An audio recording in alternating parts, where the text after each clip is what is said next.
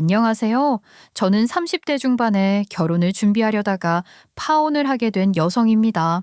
결혼했다가 돌아온 사람은 돌싱이라고 하는데 파혼을 한 사람은 뭐라고 부르는 게 좋을까요? 제가 파혼을 한 이야기를 들으면 정말 기가 막히실 겁니다. 요즘 시대에 도대체 어느 누가 결혼을 앞두고 그런 갑질을 하는 건지 정말 이해가 안 되는 일 투성이더라고요. 저는요, 태어나서 이런 갑질은 또 처음 당해봐서 그 당시에는 잠시 얼이 빠지기도 했었습니다. 정말 아들 가진 유세라는 게 이런 것인지 아들을 못 낳은 우리 부모님께 죄송할 지경이었다니까요. 아마 들으시는 여러분들도 혀를 내두를 제 파혼 이야기 지금부터 한번 시작해 보도록 하겠습니다. 예비 신랑과 저는 친구의 친구들 모임 자리에서 만나게 되었습니다. 그게 어떤 자리였냐면 저랑 친구랑 만나기로 했는데 친구의 친구들이 우연치 않게 같은 동네에서 술자리를 하고 있다는 것을 알게 되었고 합석을 하게 되었다는 이야기입니다. 요즘 사람들의 말로는 자연스러운 만남 추구, 자만추라고 부르는 자리이기도 하더라고요. 사실 저는 그런 자리를 그닥 선호하는 사람은 아니었습니다. 제가 낯가림이 조금 있었고 성격이 생각보다 조금 비뚤거든요.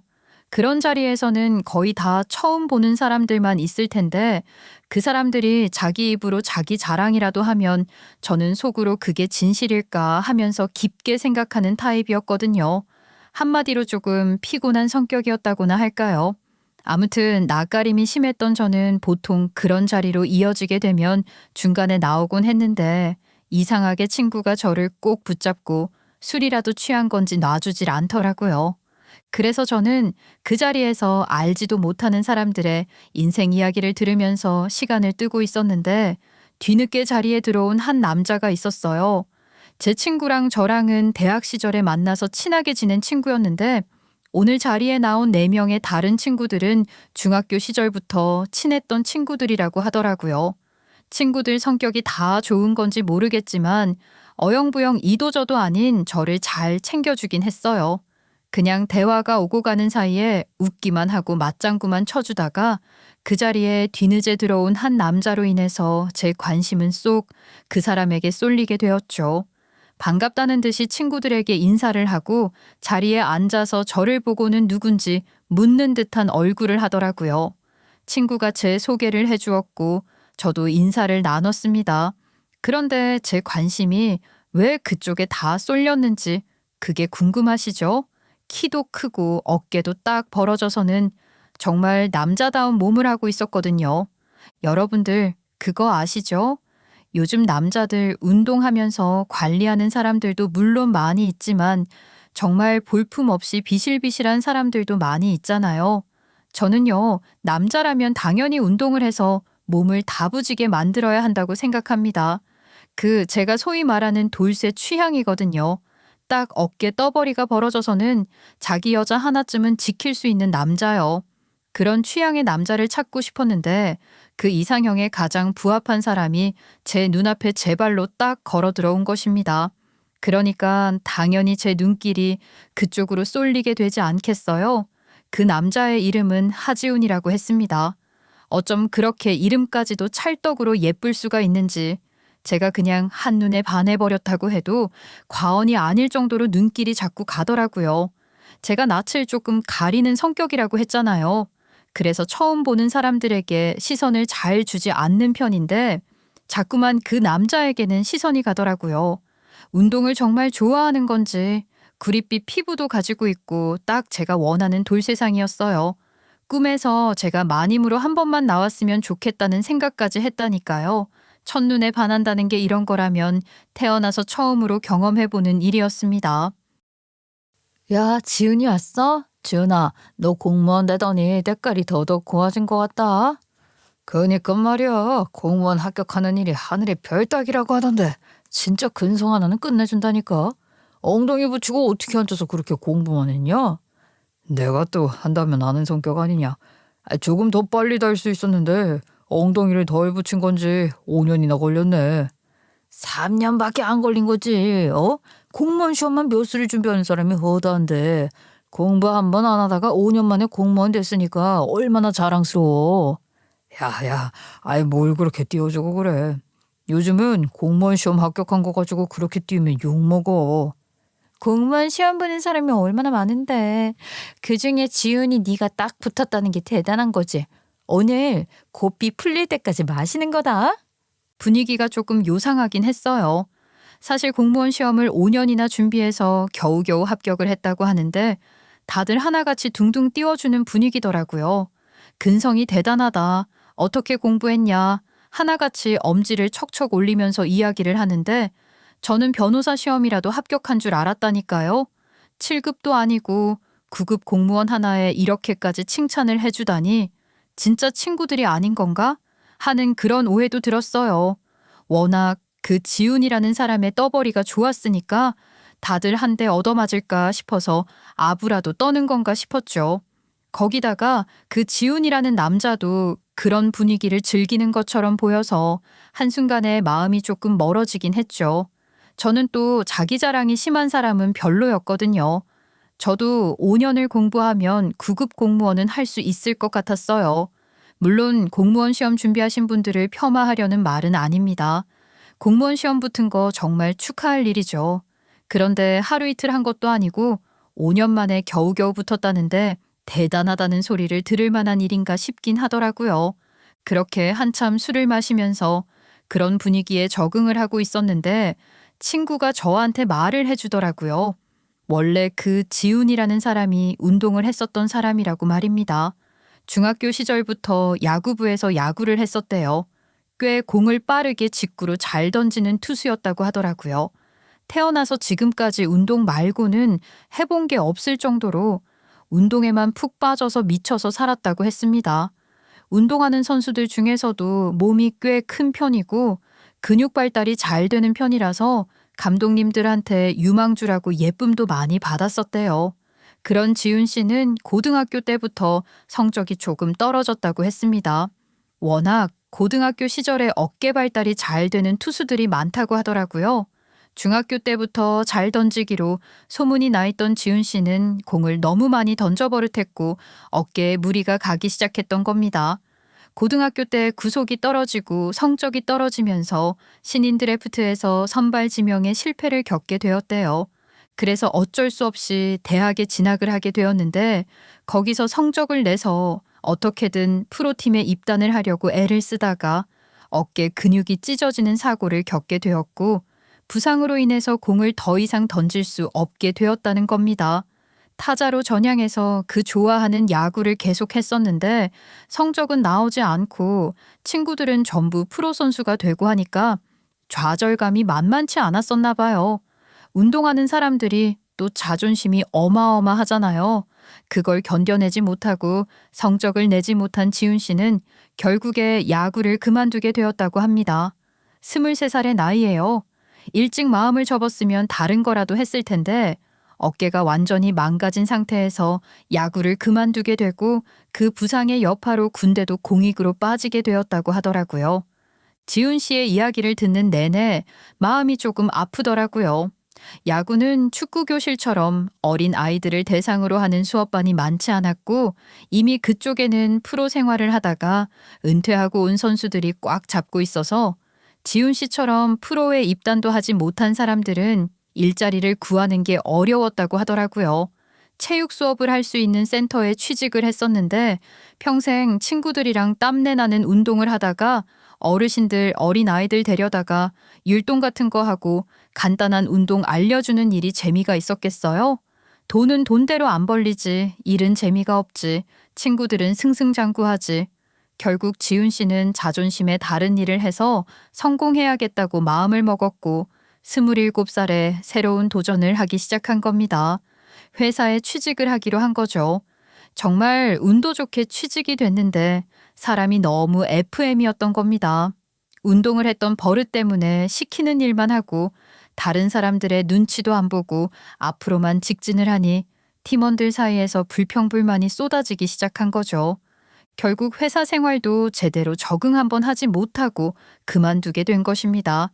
1년 남짓 회사 생활을 하면서 느낀 것이 본인은 조직 관계가 확실하고 시키는 일만 정확하게 할 수 있는 곳에 취직을 해야 한다고 생각을 했대요.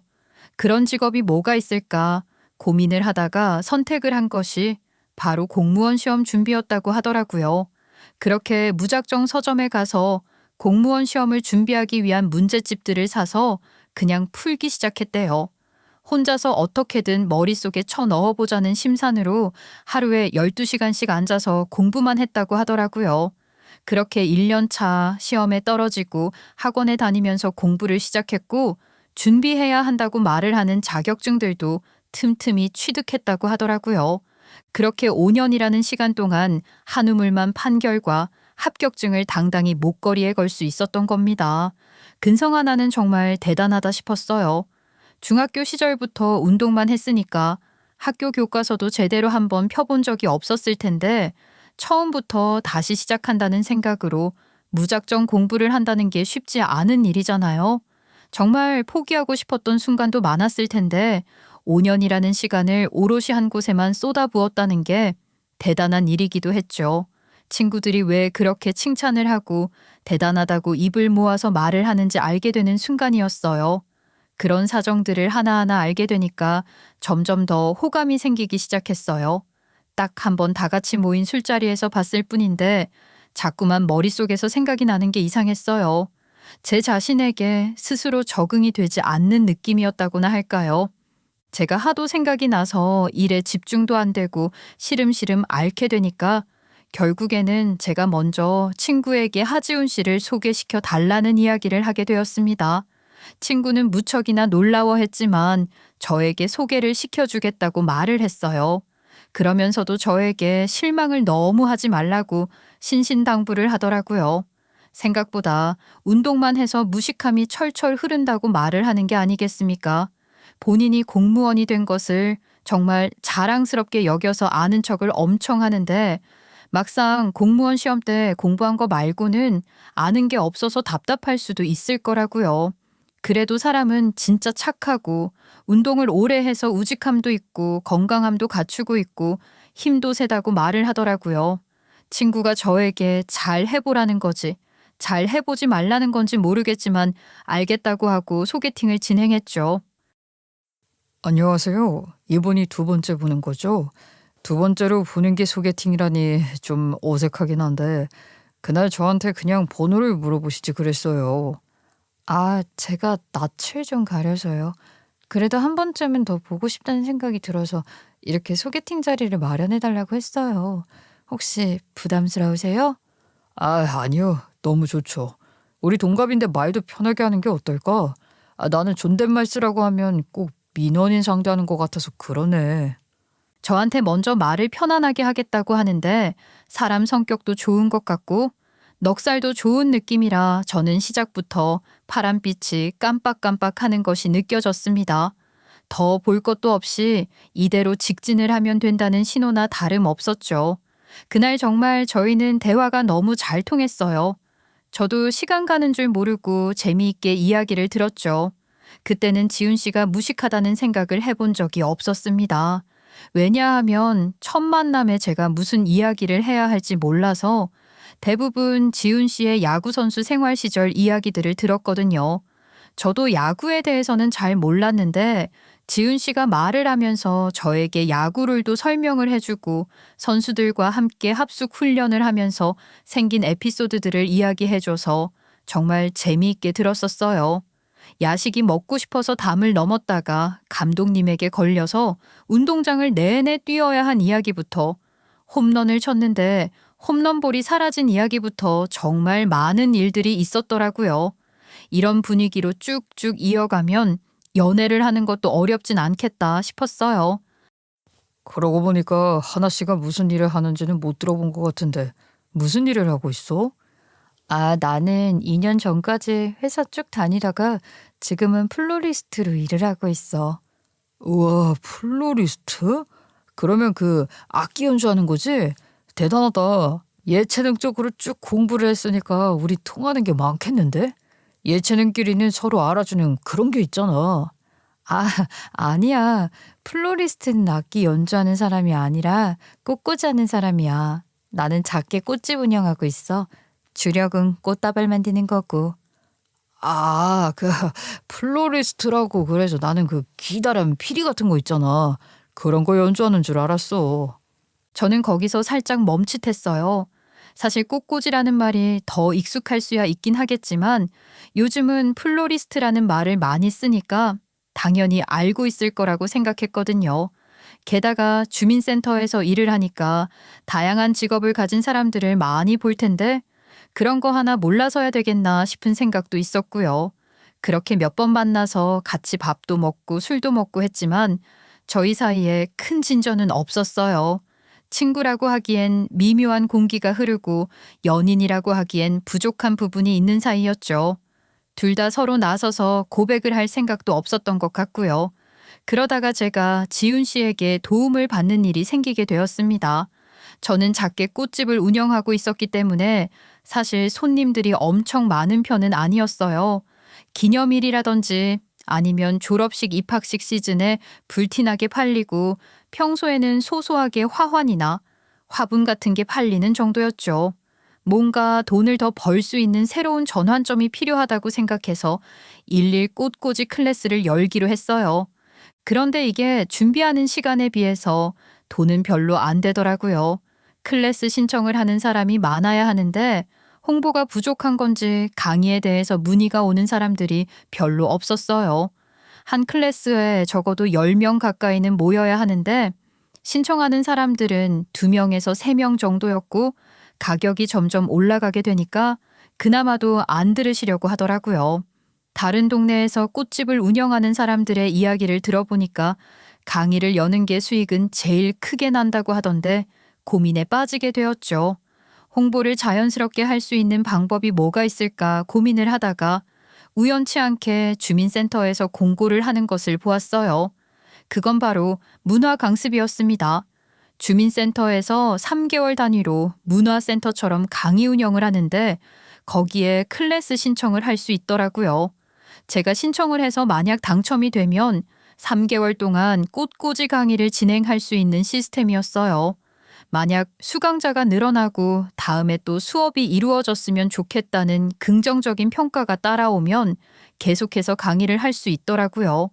저는 바로 신청서를 접수했는데 거기서 지훈 씨를 만나게 된 것입니다. 하나 씨가 여기는 웬일? 저거 신청하러 왔구나. 그거 서류 접수 나한테 줘. 내가 해줄게. 정말? 그럼 지훈 씨가 이것 좀 잘 처리해줘. 강의 클래스 열리면 재밌을 것 같더라고. 은근히 돈도 되고. 맞아. 저거 은근히 신청하는 사람 많아서 경쟁률이 좀 있어. 내가 지인이라고 잘 말해볼 테니까 강의 선정되면 나중에 한턱 쏘기야. 공무원이 하는 말이니까 당연히 인사치레라고 생각했죠. 강의를 신청하는 사람들이 워낙 많다는 것을 잘 알고 있었고 지훈 씨가 연차가 오래된 것도 아니고 이제 일을 시작한 지 몇 개월 되지도 않았는데 무슨 힘을 써줄 수가 있겠어요? 그냥 고맙다고 인사하고 나왔는데 3주일 뒤에 제 강의가 당선이 되었다고 주민센터에서 연락을 받게 되었어요. 그 경쟁률을 뚫고 제 강의 시간표를 짜라고 연락이 왔는데 놀라지 않을 사람이 어디 있겠습니까? 지훈 씨가 힘을 써준 건지 아닌지는 알 수 없지만 저는 일주일에 2번씩 주민센터에서 강의를 할 수 있게 되었어요. 덕분에 자연스럽게 홍보도 되었고 주말에는 저희 꽃집에서 꽃꽂이 클래스가 열리게 되었습니다. 재미를 붙이신 손님분들께서 정규 강의를 만들어 달라고 요청을 하실 정도였어요. 저는 당연히 지훈 씨에게 거하게 한턱을 쏘기로 했습니다. 같이 소고기를 딱 먹고 나오면서 지훈 씨가 카페에서 커피를 사주겠다고 하길래 카페에 가서 주문을 하게 되었습니다. 저는 아이스 아메리카노를 주문했는데 지훈 씨가 메뉴는 쳐다보지도 않고 주문을 하더라고요. 녹차 스무디를 주문하고 싶었던 것 같은데 딱 카드를 내밀면서 그러는 거예요. 말차 프라푸치노 하나 주세요. 네? 녹차 스무디 말씀하시는 거죠? 아이스 아메리카노 하나, 녹차 스무디 하나. 아니요, 프라푸치노요. 그 왜? 말차 파우더랑 얼음이랑 우유 넣고 갈은 거 있잖아요. 네, 저희 가게는 녹차 스무디로 팔고 있어요. 여기 브랜드는 미국 브랜드예요? 영어만 쓰나 보다. 프라푸치노가 더 익숙한데. 원래 커피는 이탈리아 아닌가? 저는 정말 황당했습니다. 그 프라푸치노라는 단어는요, 단어가 아니거든요. 그러니까 명사가 아니라 유명한 체인점 커피숍에서 파는 그냥 본인들 메뉴 명칭일 뿐이었어요. 그 가게에서만 쓰는 명칭이요. 그런데 지훈 씨는 그게 하나의 메뉴 명사인 줄 알고 이탈리아어를 운운하면서 아는 척을 한 겁니다. 직원도 아무런 말을 못하고 어색하게 웃고 있었고 저 또한 쪽팔림에 무슨 말을 해야 할지 잘 모르겠더라고요. 딴청을 부리다가 커피만 빠르게 받고 도망치듯이 나왔죠. 날도 선선하니 괜찮겠다. 공원 산책을 하고 있는데 하늘에 달이 너무 예쁘게 떠 있는 거예요. 마치 그림에서 퍼온 것처럼 동그란 달덩이가 딱 떠 있는데 저도 모르게 감성에 딱 젖더라고요. 와, 달이 정말 예쁘다. 오늘따라 밝은 것 같기도 하고 말이야. 맞네, 오늘 보름달인가?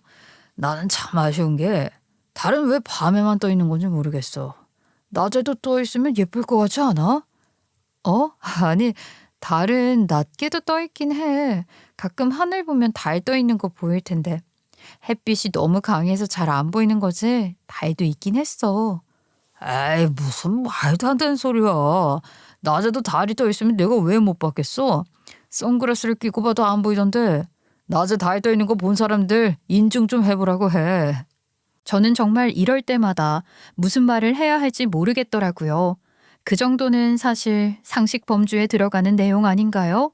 물론 친구가 운동만 했던 지훈 씨라 말이 좀 안 통할 수도 있고 무식한 부분이 있을 수도 있다고 하긴 했지만 이 정도일 줄은 상상도 하지 못했습니다. 저는 이제 상식이라는 게 어디서부터 어디까지인지도 갈피를 잡지 못하는 사람이 되어버렸어요. 당연히 알아야 한다고 생각했던 걸 지훈 씨는 너무 모르니까 제가 좀 똑똑한 편이었던 거라는 착각까지 하게 되더라고요. 하지만 그런 문제 빼고는 다 괜찮았습니다. 일단 제가 첫눈에 반했다시피 했던 남자라 놓치고 싶지 않았어요. 그런 애매한 만남을 6개월쯤 이어갔을 때 더는 안 되겠다 싶어서 제가 먼저 고백을 하게 되었고 저희는 연애를 본격적으로 시작하게 되었습니다.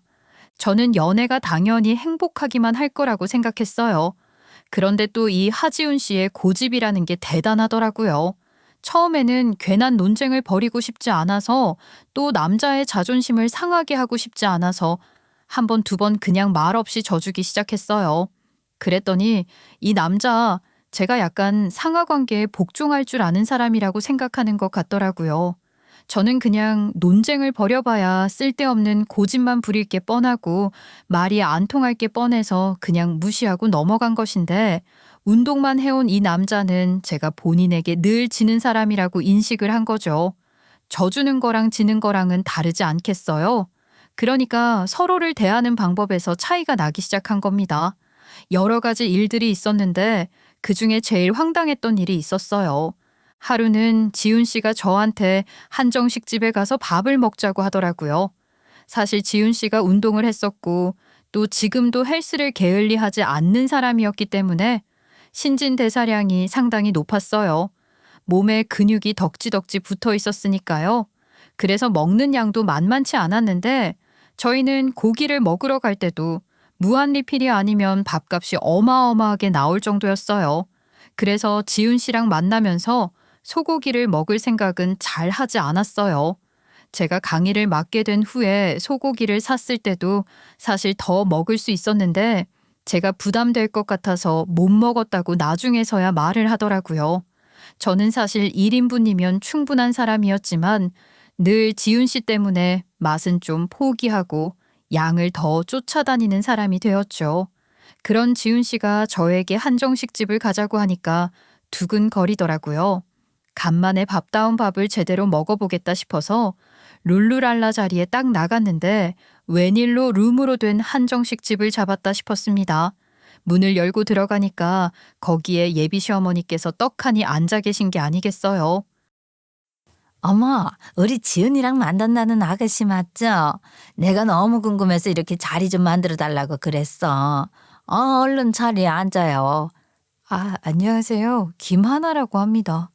오늘 나 만난다는 얘기 못 들어서 놀랬지. 내가 말하지 말라 그랬어. 그래야 평소처럼 입고 올 거 아니야. 청바지에 티셔츠 차림인 게 조금 아쉽긴 하네. 우리 아들이 명색이 공무원인데 나랏밥 먹는 사람 옆에 있으려면 행동거지 잘 따져가면서 다녀야 하는 법이야. 딱 보자마자 제 옷부터 지적을 하시는 겁니다. 사실 일주일에 꼬박 한 번씩 만나는 남자친구인데 제가 맨날 원피스에 정장에 그렇게 입고 다닐 순 없는 것 아니겠어요? 물론 가끔 기념일이라던가 여행을 간다고 하면 차려 입을 수는 있겠지만 평소에 그냥 밥 한 끼 먹으러 나온 건데 제가 차려입고 나올 이유가 있겠어요? 게다가 지훈 씨는 회색 추리닝 바지를 입고 나왔더라고요.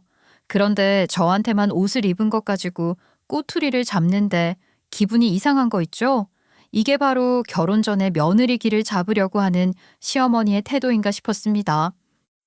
어머님께서 자리에 함께 하신다는 언지를 미리 받았으면 제가 조금이라도 차려입었을 텐데 신경을 쓰지 못했네요.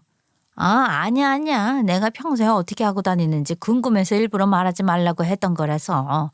대충 알았으니까 이제 밥 먹자. 아우, 배고파 죽겠네. 주문을 하고 한상 차림이 기깔나게 차려졌어요.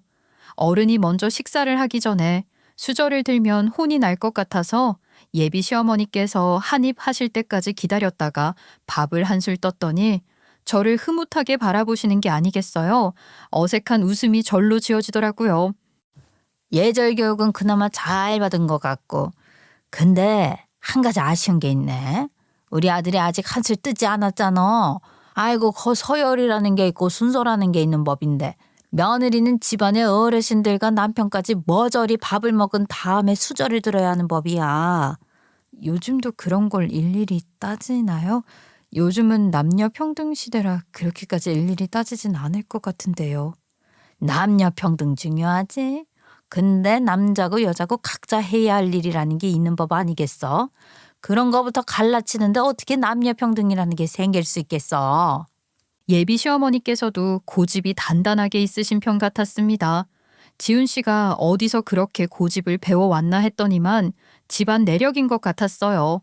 본인이 가지고 있는 신념이 무조건 맞다고 말을 하는데 거기서 제가 입을 더 열어봤자 논쟁만 길어질 것 같고 괜히 드센 여자라고 기를 죽이려고 드실까봐 그냥 고개를 끄덕이고 조용히 밥을 먹기 시작했죠.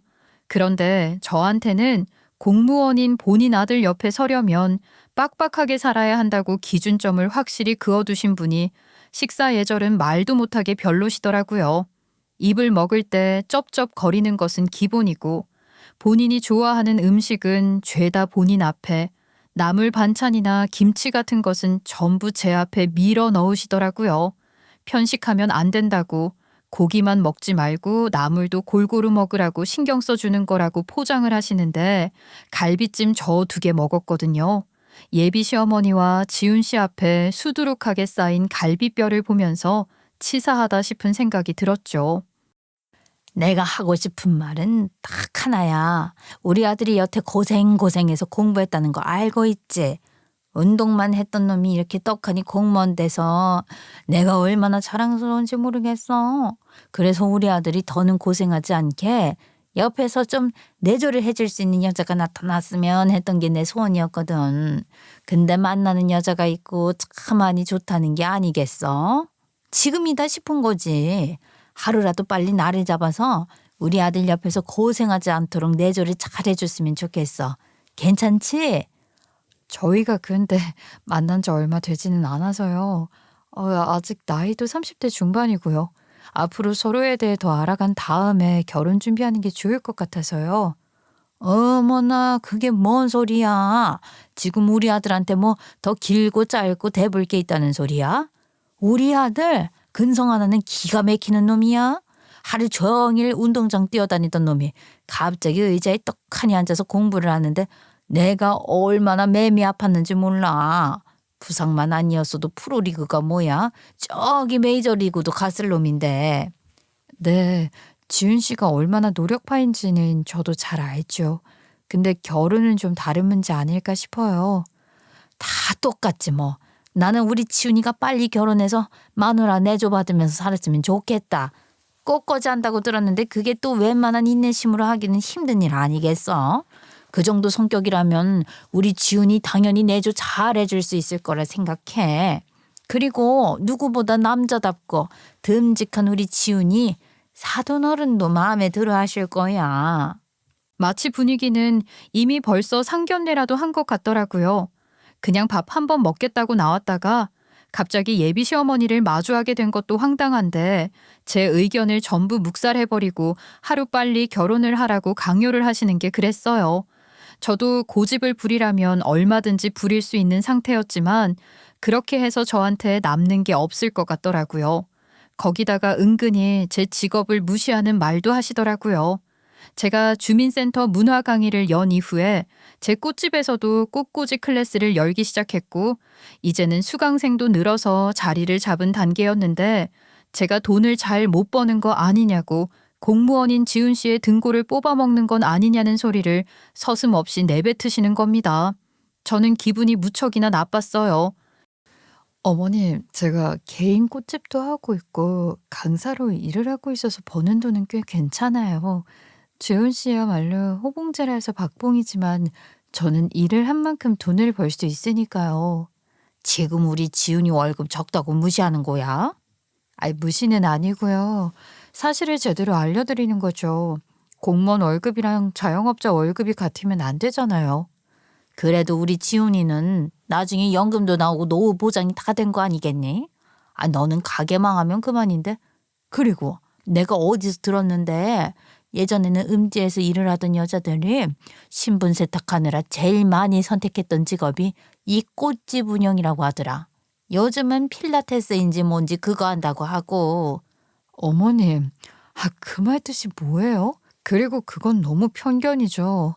세상에 필라테스가 좋아서 강사를 하시는 분들이 대부분이고 저처럼 꽃꽂이에 뜻이 있어서 직업을 가진 사람들도 많은데 어떻게 그런 소리를 제 앞에서 아무렇지도 않게 하실 수가 있으세요? 아니면 됐지 뭐 그렇게 발끈을 하고 그래. 너무 찔리는 거 있는 거 아니지? 그렇게 말을 하시는데 더 이상은 안 되겠다 싶더라고요. 굳이 저에게 호의적이지 않은 사람 앞에서 잘 보이겠다고 전전긍긍하고 있는 제 모습이 너무 없어 보이는 것 같아서 벌떡 자리에서 일어났습니다. 아마 제가 먼저 자리에서 일어날 거라고 생각을 못 하셨겠죠. 제가 벌떡 일어나니까 황당한 눈으로 쳐다보시는데 그냥 인사 한번 꾸벅하고 그 룸을 나왔습니다. 그러니까 지훈 씨가 헐레벌떡 따라오더니만 미안하다고 싹싹 비는 게 아니겠어요? 엄마가 그런 말을 할 거라곤 생각도 못했다. 자기가 화를 내겠다? 제발 화 풀어달라 두 손을 싹싹 비는데 정말 화가 부글부글 끓어올랐어요. 거기서 한바탕 싸우고 싶은 생각이 가득했죠. 저는 지훈 씨에게 왜 말도 없이 이런 자리를 만드냐고 화 풀릴 때까지 연락을 하지 말라고 했습니다. 그리고 그날 저녁 예비 시어머니께서 저에게 전화를 주셨고 정말 그런 의도로 말을 한 게 아니었다며 오해를 풀었으면 좋겠다고 사과를 해오셨어요. 그때 그 사과를 받았으면 안 되는 것이었는데 어르신이 먼저 미안하다고 화를 풀어달라고 하시는데 제가 어떻게 끝까지 고집을 부릴 수 있었겠어요. 알겠습니다 하고 넘어가게 되었죠.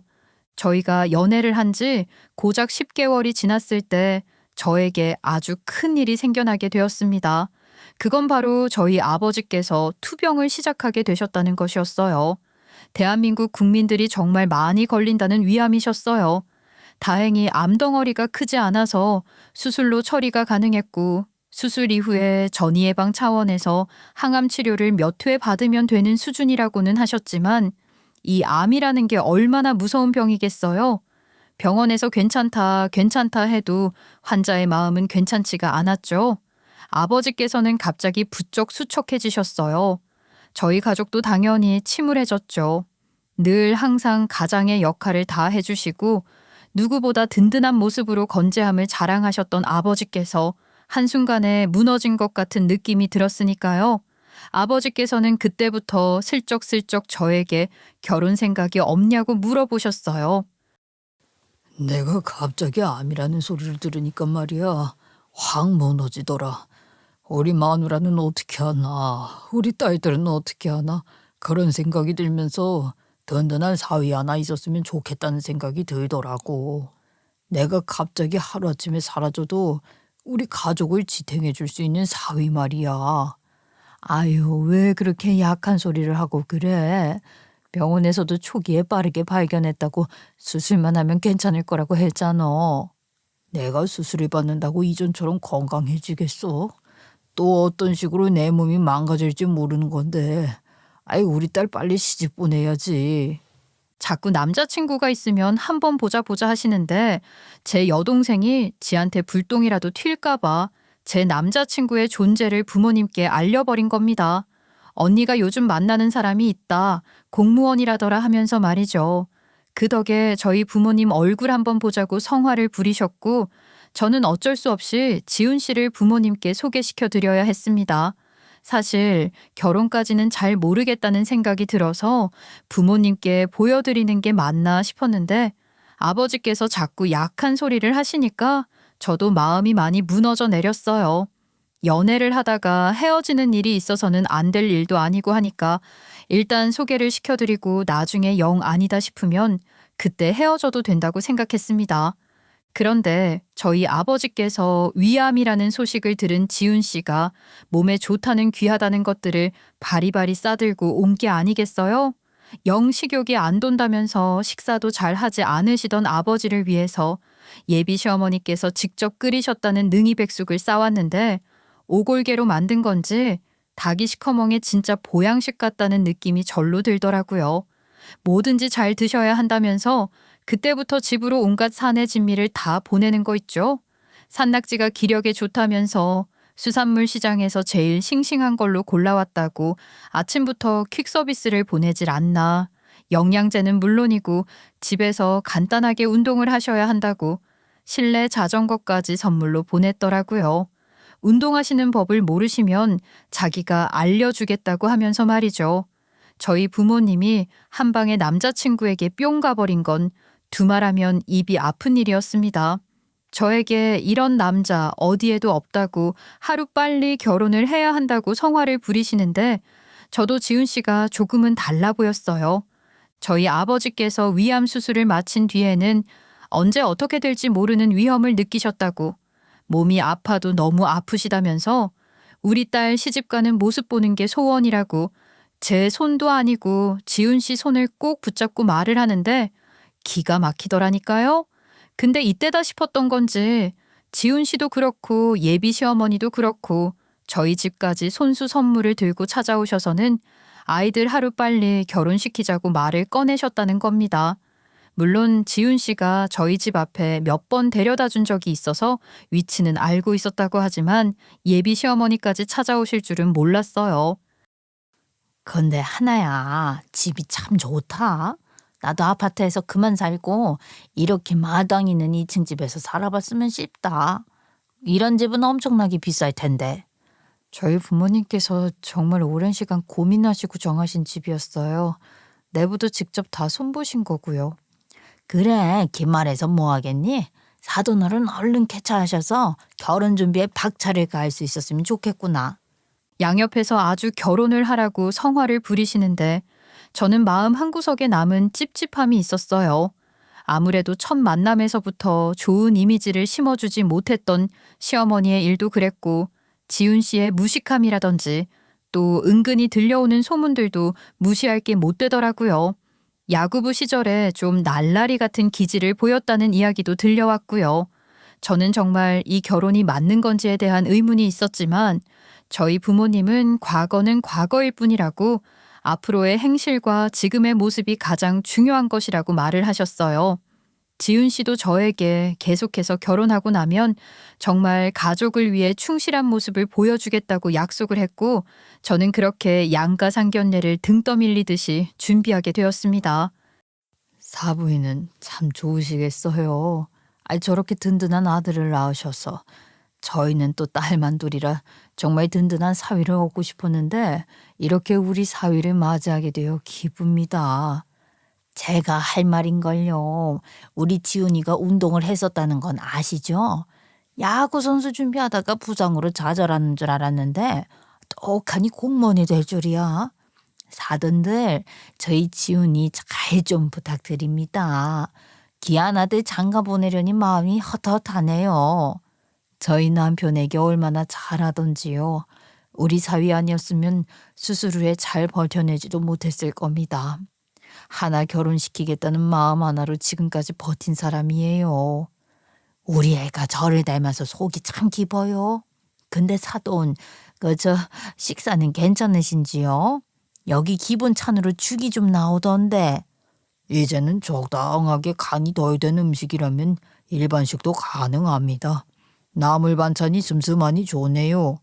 처음에는 아들 자랑을 늘어놓는 건가 싶었던 예비 시어머니였는데 금방 저희 아버지 건강 상태를 궁금해 하시면서 화제를 돌리셨고 덕분에 다시 식사에 집중을 할 수 있게 되었습니다.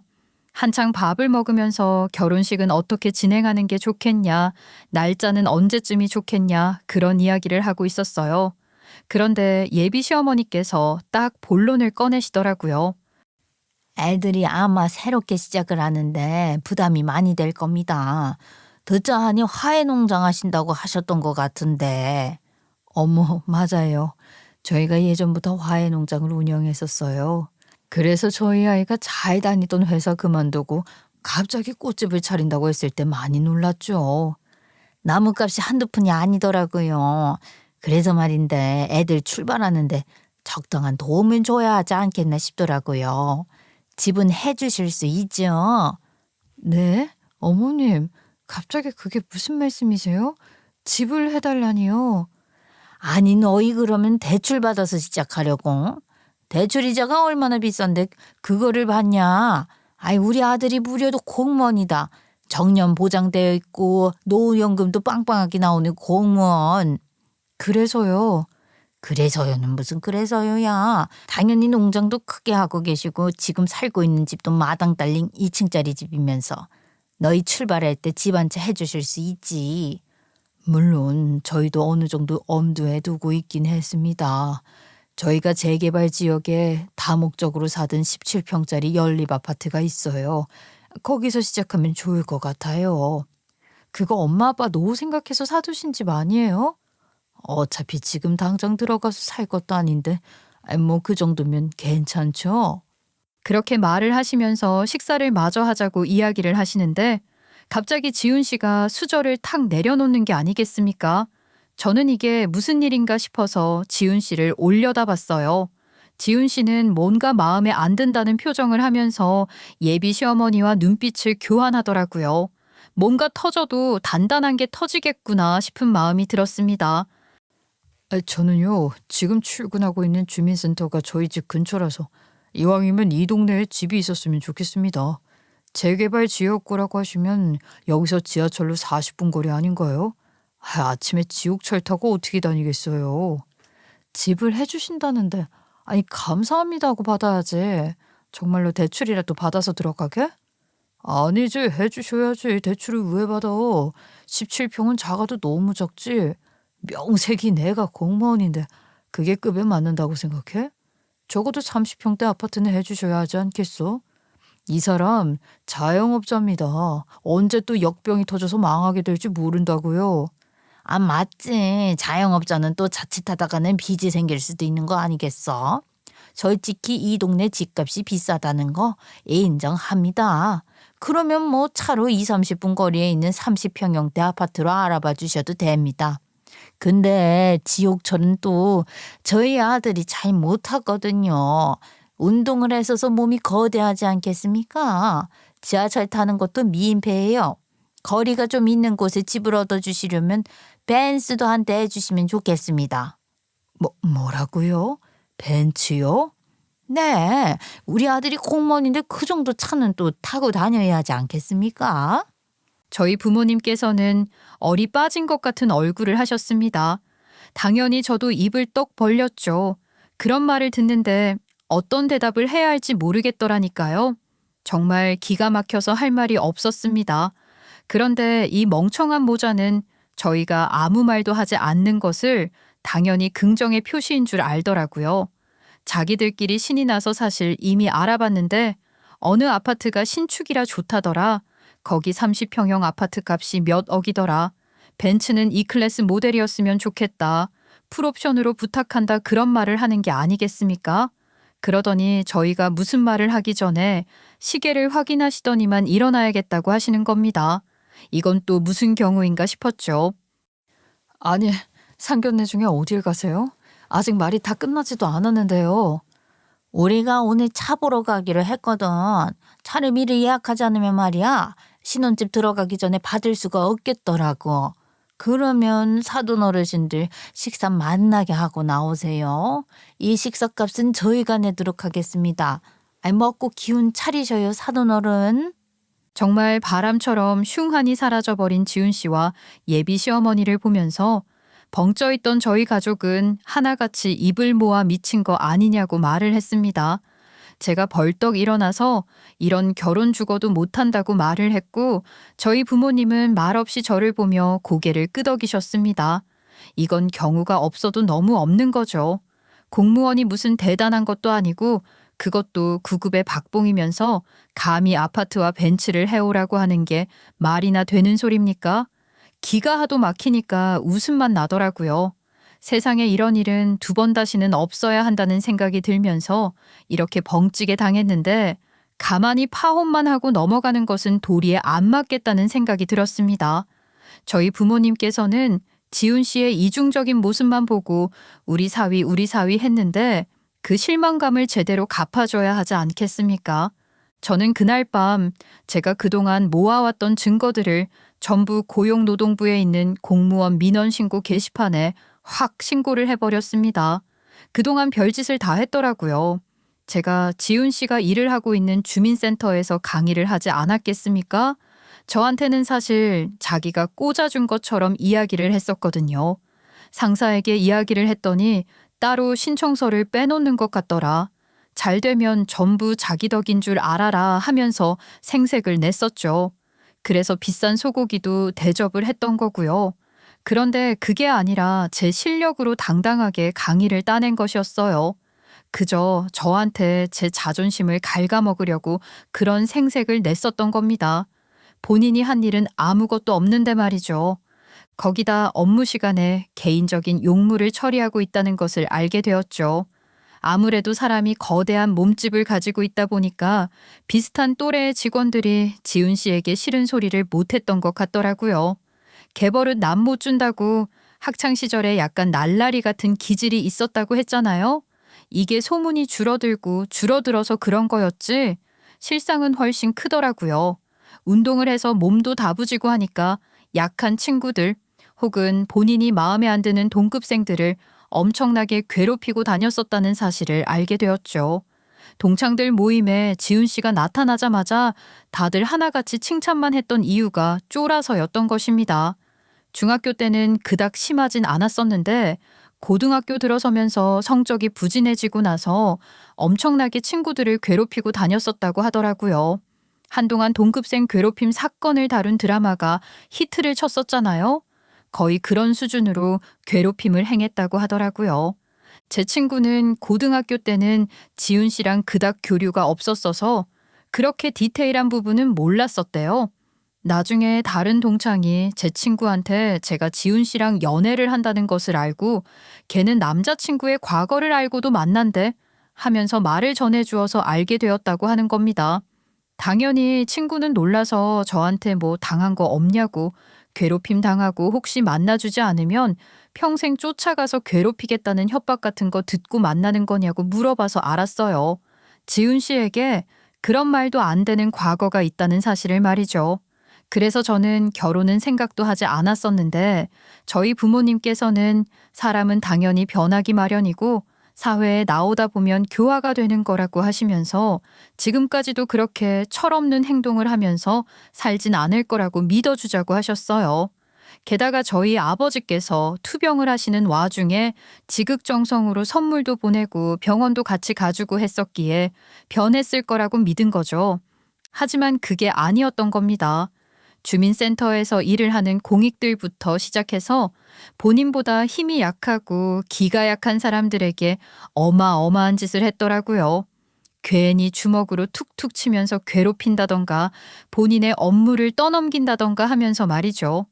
워낙 눈매가 사납고 조금만 인상을 써도 위협적이었기 때문에 다른 사람들도 굳이 지훈 씨의 심기를 거스르지 않기 위해서 해달라는 대로 대충대충 일을 해주고 위의 상사들도 지훈 씨에게는 큰 일을 맡기지 않고 있었던 겁니다. 거기다가 저랑 상견례를 하기로 했을 때부터는 본인이 엄청난 부잣집 사위가 될 거라고 다들 자기한테 잘 보이라는 식으로 말을 했다는 겁니다. 사실 저희 집이 먹고 살기에 넉넉하고 부족함이 없다고는 하지만 어마어마한 부잣집은 아니었거든요.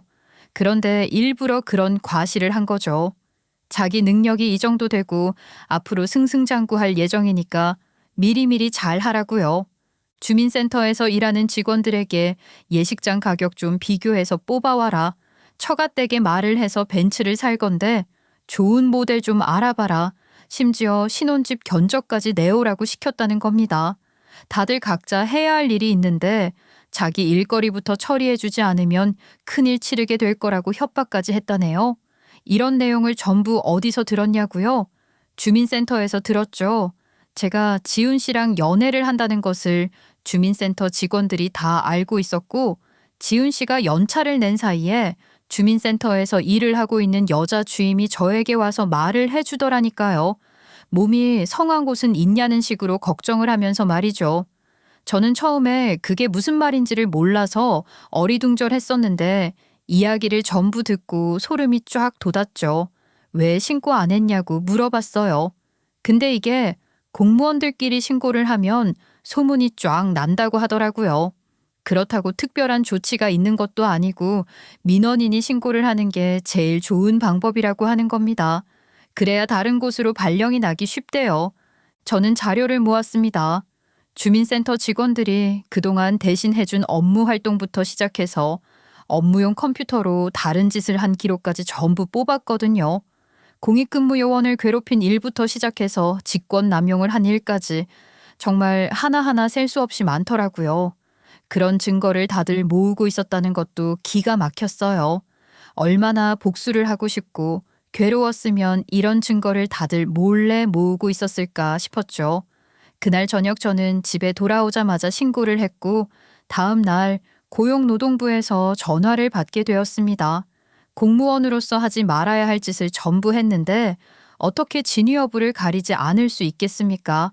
그런데 더 기가 막힌 것은 이 과정에서 지훈 씨가 주민센터와 연계된 하청업체들에게 뒷돈을 받은 정황까지 드러나게 되었습니다. 지훈 씨는 제가 이런 짓을 꾸미고 있다는 것도 모른 채 벤츠를 계약하고 왔다면서 계약금은 본인이 낼 테니 나머지 장음을 치러달라는 소리를 하고 있더라고요. 저는 기가 막혀서 웃음을 지었습니다. 공무원으로 결혼해서 평생 노후 걱정 없이 살고 싶으면 미리미리 투자를 하라고 짓거리는데 저는 저에게 보여준 자동차 계약서를 북북 찢어버렸습니다. 뭐 하는 거야? 이걸 왜 찢어? 나 너랑 결혼 안 해. 파혼이야, 파혼. 내가 너랑 결혼을 왜 하니? 고작 9급 공무원 주제. 호봉도 낮잖아. 평생 노후 걱정 없이 살아? 그럴 거면 결혼 안 하고 우리 부모님 옆에 달라붙어서 살지. 너 지금 30 중반이야. 나랑 헤어지고 언제 남자 만나서 결혼하려고 그래? 결혼정보업체도 있고 뭐 하면 결혼 안 하면 되지. 너야말로 우리 집안에 돈 좀 있는 것 같으니까 냉큼 본색 드러낸 것 같은데 실수했어. 뭐라고? 실수라고? 너 지금 진짜 나랑 파혼하겠다는 거야? 그럼 가짜겠니? 네가 그렇게 자랑하던 공무원 네임택도 이제 금방 떨어지게 될 거다. 저는 고용노동부에서 연락을 받았잖아요. 공무원에도 내부 감찰팀이 있다고 하더라고요. 그쪽으로 보고가 올라가서 조만간 감사를 당할 거라고 했습니다. 당연히 징계위원회에도 회부가 될 예정이라고 했고요. 제일 약한 처벌은 감봉이지만 사안이 너무 많아서 아마 명예롭지 못한 퇴직이 될 수도 있다고 했습니다. 요즘은 조금만 논란이 되어도 퇴직 처리가 되는 시대 아니겠습니까? 그런데 한두 가지도 아니고 징계를 내릴 일이 수두룩하니 자기 엿보겠죠. 꿈에도 모른 채 파혼이라는 말에 충격을 금치 못하던 지훈 씨는 줄줄이 터진 내부 감사로 인해서 피폐해졌습니다. 오죽 불려다녔으면 저를 찾아올 시간조차 없었던 것 같더라고요. 저희는 다른 것보다 지훈 씨가 혹시라도 집 앞에 찾아와 행패를 부릴까 싶어서 사설 보안업체와 계약을 해서 집 앞에 CCTV부터 시작해 순찰까지 맡겨두었습니다. 두어 번 정도 저에게 연락이 오긴 했지만 감사로 인해서 바쁜 건지 그 뒤로 연락은 없더라고요. 다행히 제보자가 누군지 익명성이 보장되었기 때문에 심증만 있었던 지훈 씨는 아무것도 하지 못했습니다. 저는 이별을 구했고 지훈 씨는 마음을 돌리려 했지만 그 와중에 공무원 자격이 박탈이 되면서 지훈 씨는 더 이상 저희 앞에 나타나지 않았습니다. 제 코가 석자인데 누가 누굴 쫓아다니겠어요? 겹겹이 일이 한 번에 해결이 되어서 다행이라고 생각합니다. 만약 타이밍이 조금이라도 잘못됐으면 큰일 날 뻔했죠. 이후 친구에게 들은 이야기로는 벤츠 예약금만 날리고 차 장음 치를 돈이 없어서 차는 날아갔다고 하대요. 그러니까 분수에 맞게 살아야죠. 제가 한 망나니에게 코가 꿰어서 결혼까지 할 뻔했던 이야기는 저희 가족들끼리 아직도 가슴을 쓸어내리며 꺼내는 이야기입니다. 그래도 파혼이 났죠? 앞으로는 사람 보는 눈을 더 키워야겠습니다. 제 이야기 들어주셔서 감사합니다.